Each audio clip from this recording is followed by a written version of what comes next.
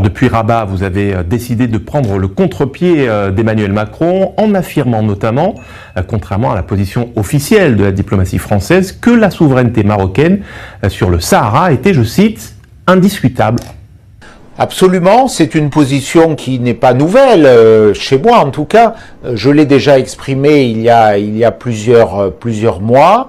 Je crois aujourd'hui il suffit de regarder le développement de ces régions du Sahara, administrées aujourd'hui de façon exemplaire par le Maroc, pour mesurer qu'il n'y a pas de sujet, qu'il n'y a plus de débat, que ce débat est simplement entretenu pour des raisons de politique intérieure par l'Algérie. Donc il y a des faits historiques, il y a une relation présente, il y a un développement économique puissant dans ces régions qui naturellement font que oui, cette souveraineté n'est pas discutable.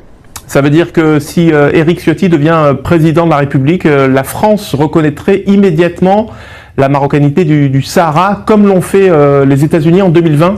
Absolument. Alors reconnaître la souveraineté marocaine sur le Sahara, c'est risquer également de fâcher l'Algérie et de perdre peut-être aussi un allié énergétique important pour la France. Écoutez, on a fait beaucoup de concessions à l'égard de l'Algérie et je vois que très peu de retours. J'entends et j'écoute des messages souvent très agressifs, très hostiles à l'égard de la France, malgré les gestes répétés et quelquefois déplacés qui ont été effectués vers l'Algérie.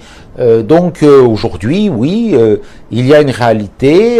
Cela ne veut pas dire, et je l'ai dit à mes amis marocains, que la France ne doive pas parler à l'Algérie. Bien entendu, la France doit parler à tout le monde, à tous les interlocuteurs, mais elle ne peut pas mettre sur le même plan tous nos interlocuteurs, d'autant que certains ont des postures très agressives et nourrissent des alliances avec ceux qui aujourd'hui